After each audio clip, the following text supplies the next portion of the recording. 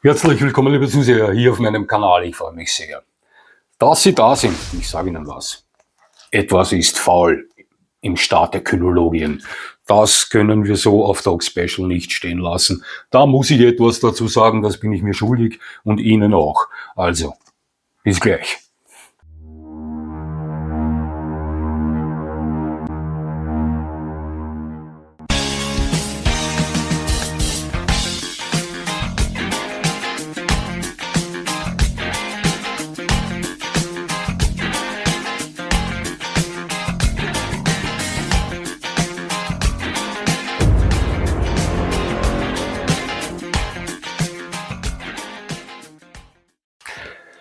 So geht es nicht, so geht das nicht, liebe Zuseher. Ich schätze es sehr, dass jeder seine Meinung frei äußern kann und ich respektiere unterschiedliche Perspektiven. Keine Frage.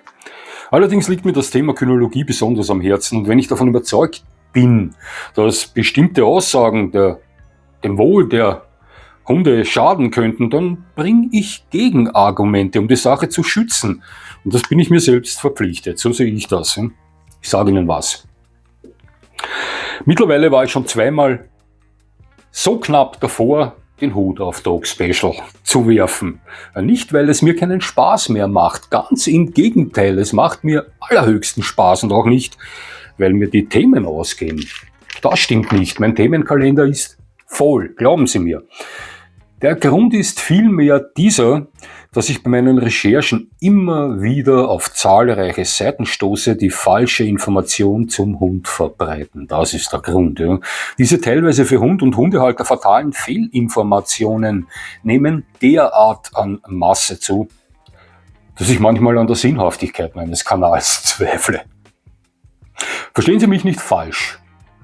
Da sind sehr gute Hundeleute im Netz unterwegs. Exzellente Kynologen, deren Aussagen alle Hand und Fuß haben. Ich weiß das. Ja. Also ich werfe nicht alle in einen Topf. Überhaupt nicht.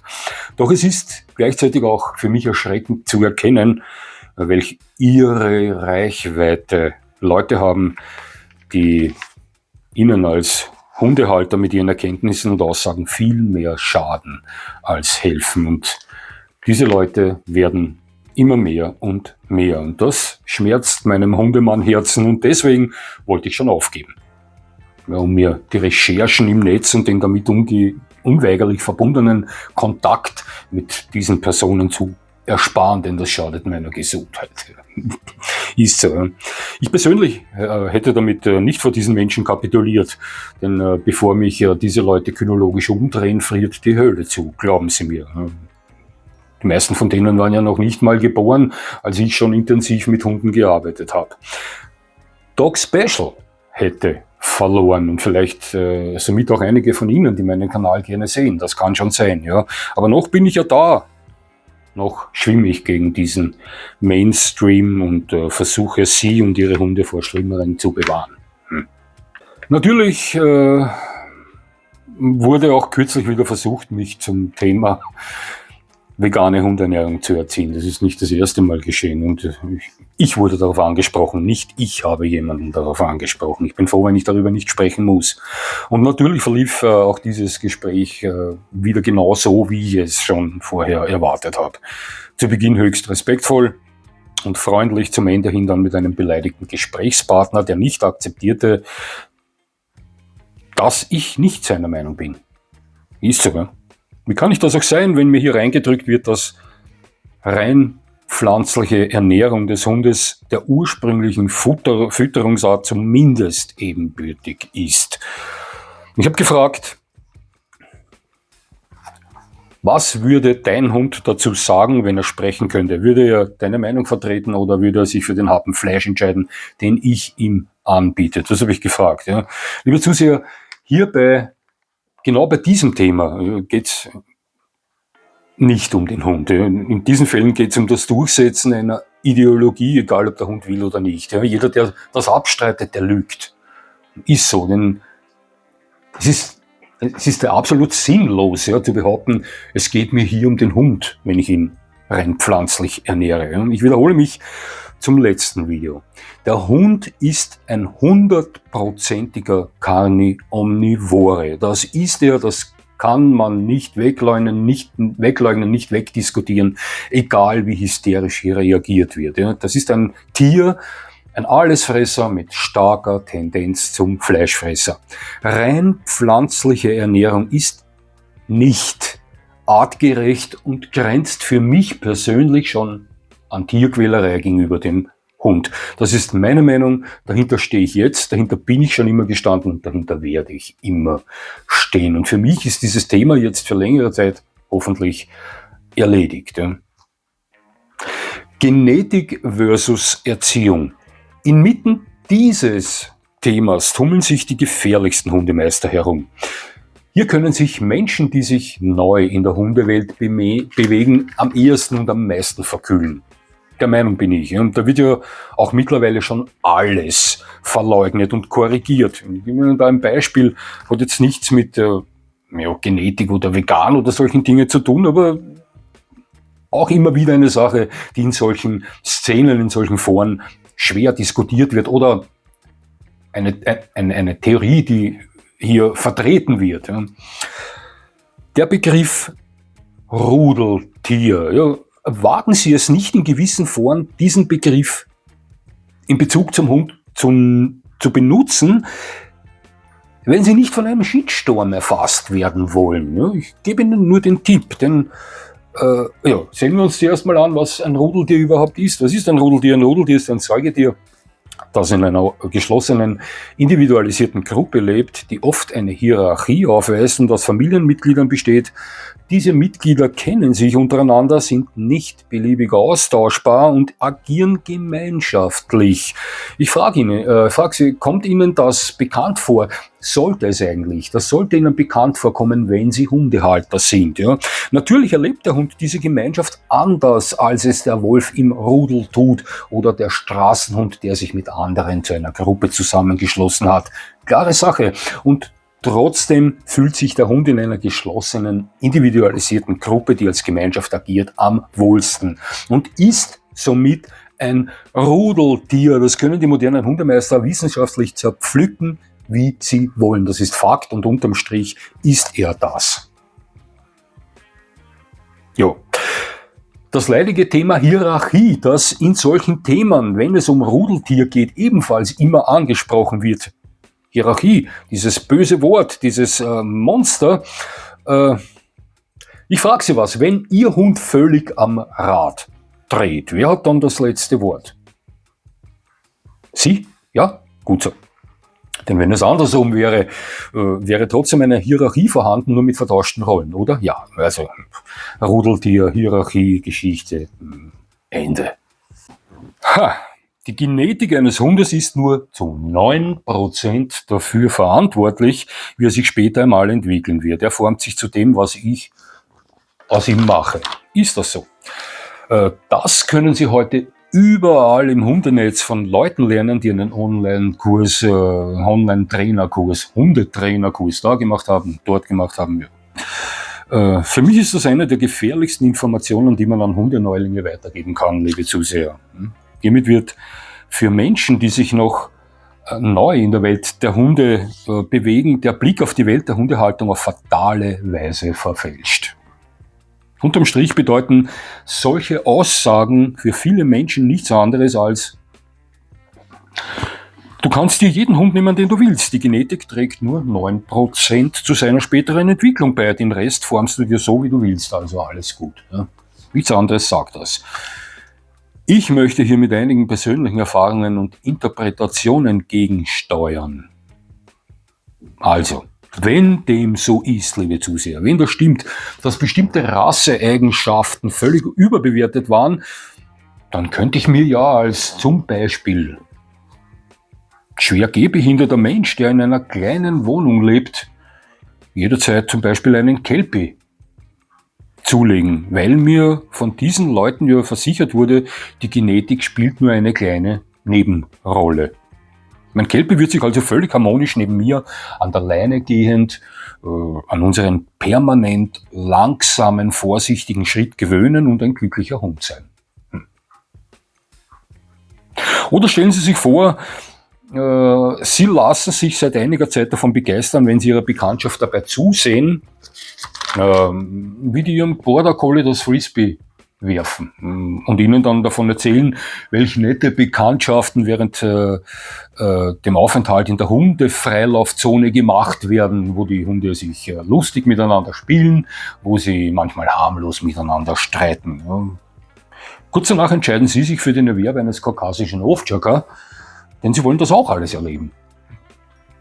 Und mit ihrem Hund geht das natürlich, denn das sagen die modernen Hundemeister, die hinter diesen 9% Genetik stehen. Ne? Und jetzt stellen Sie sich einen erwachsenen Kaukasen vor, den Sie zum Disc-Dogging überreden wollen, also zum Frisbee-Sport mit dem Hund. Ja? Oder wie erfreut er ist, wenn Sie ihn täglich für Spiel und Spaß in die Hundefreilaufzone zwingen, wo er herumhüpfen kann mit den anderen lustigen Hunden, der Kaukase. Anderes Beispiel, Ihr Nachbar nimmt Sie häufiger zum Feldspaziergang mit, hat einen österreichischen Pinscher, für den Rehe oder Hasen überhaupt kein Problem darstellen, wenn er freilaufend umherzischt. Denn der österreichische Pinscher zeigt nur ganz selten Jagdtrieb. Das ist eine rassetypische Eigenschaft dieses schönen Hundes. Sie wollen mit Ihrem eigenen Hund mitgehen. Das ist toll, denn der Greyhound hat Ihnen sowieso schon immer gefallen. Gesagt, getan. Und die 9% Macht der Genetik im Hinterkopf sorgt für Unbekümmertheit. Was sind schon 9%? Blöd nur, dass Sie nach 2 Jahren schlechte Nachrede im Dorf haben. Warum? Nun, weil Ihr Greyhound in dieser Zeit 2 Bauernkatzen, einen Feldhasen und ein Reh getötet hat. Ja? Ich würde sagen, manchmal kickt die Genetik auch mit 9% ziemlich heftig. Ja? Und ganz interessant wird es, wenn Sie sich einen Kampfschmusi oder Kampfi holen, wie sie heute so gerne genannt werden. Die Packerrassen. Denn die sind weder so böse, wie man sagt, und stellen auch keine größere Herausforderung dar, als es andere Hundetypen tun. Liebe Zuseher, Sie wissen, wie sehr ich diese Hundekategorie liebe. Ja, die ich jetzt eben so wo ich diesen Ausdruck Kampfi, Kampfschmuser so etwas sarkastisch benannt habe. Und wie oft ich in meinen Videos meine Hand schützend vor diese Rassen halte. Was wissen Sie? Ja? Doch ich sage Ihnen was. Speziell bei diesen Hunden kann die Verharmlosung des Einflusses der Genetik ein fataler Fehler sein. Ich kannte und kenne viele Hunde dieses Typs, welche den freundlichsten und gütigsten Schnäuzer der Welt darstellte. Und da war auch noch niemals irgendetwas. Die bieten sich charakterlich auch häufig richtig dafür an, zum Schmuser erzogen, geformt zu werden. Ich weiß das.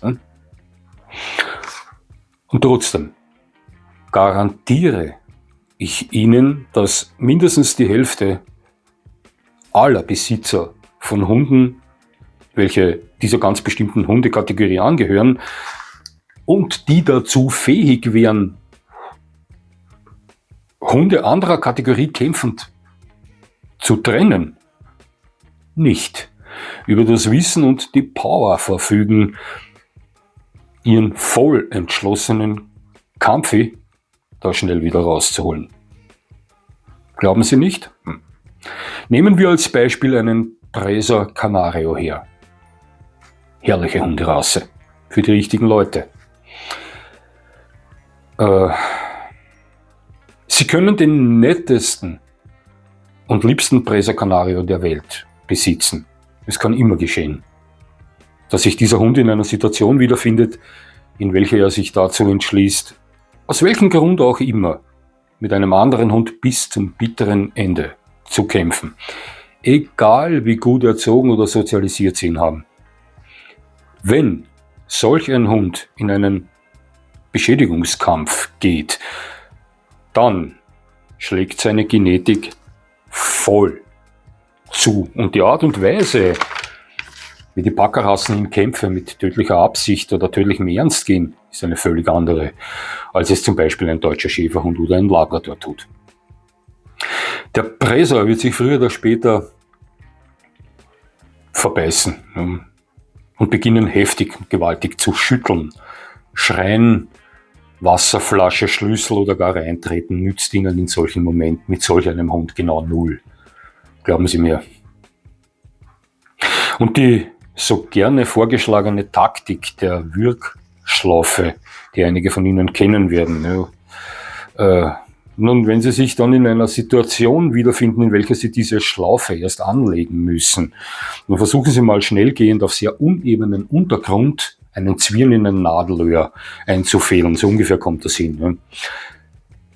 In diesem Moment benötigen Sie Ruhe und klaren Kopf, während der andere Hundebesitzer neben Ihnen ins absolute Chaos abrutscht, schreit und die verrücktesten Dinge macht. Ich habe das nicht erst einmal erlebt. Dann benötigen Sie ein gewisses Maß an Körperkraft und Fitness, also Schmalz und nicht zu wenig an Entschlossenheit. Und Sie benötigen einen Breakstick. Und dann? Dann packen Sie Ihren Bräser genau da, wo Sie ihn zu fassen bekommen. Nur nicht in der Nähe des Mauls des anderen Hundes. Das ist nur ein Tipp von mir. Halten ihn fest, fassen mit der anderen Hand das Halsband oder die Schlaufe des Geschirrs. Und wenn Ihr Geschirr keine Schlaufe hat, dann irgendwo anders am Geschirr. Setzen den Breakstick zwischen dem Prämolar und den Molaren an und öffnen den Kiefer. Und ziehen Ihren Bräser Canario da raus, wenn Sie stark und fit genug sind. Und wissen Sie, weshalb Sie solche Tipps von Menschen, die Ihnen von 9% Genetik erzählen, nicht hören? Ich kann es Ihnen sagen, weil die meisten von immer mit derselben Hunde-Komfortzone zu tun haben und Theoretiker sind. Rassegenetik zu verharmlosen, die Nachricht zu verbreiten, ich mache mir die Welt, wie sie mir gefällt. Auf Hunde bezogen. Das ist für mich ein schwerer Fehler. Liebe Zuseher, welche noch nicht lange in der Hundewelt wandeln und ganz besonders alle, die noch keinen Hund hatten, aber einen möchten. Prüfen Sie Ihre Rahmenbedingungen zur Rasse Ihres Interesses. Es gibt für die meisten Menschen die richtige Rasse und für sehr viele auch die falsche. Ganz sicher. Rasseeigenschaften, ob charakterlich oder körperlich, sind sehr wichtige Anhaltspunkte bei der Auswahl eines Hundes. Ich bitte Sie, lassen Sie sich mit einigen hypermodernen Aussagen nicht auf die falsche Fährte führen. Ist nur eine Bitte meinerseits an Sie, Ihnen und Ihren zukünftigen Hunden zuliebe. Genetik ist nicht alles, ganz klar. Aber Genetik ist ein sehr wichtiger Bestandteil eines Hundes. Es ist nicht richtig, die Genetik zu verharmlosen. Glauben Sie mir, liebe Zuseher. Es hat mich sehr gefreut, dass Sie mir zugesehen haben. Ich würde mich natürlich freuen, wenn Sie mir weiterhin zusehen. Und jetzt wünsche ich Ihnen noch einen schönen Tag. Und das war's schon wieder.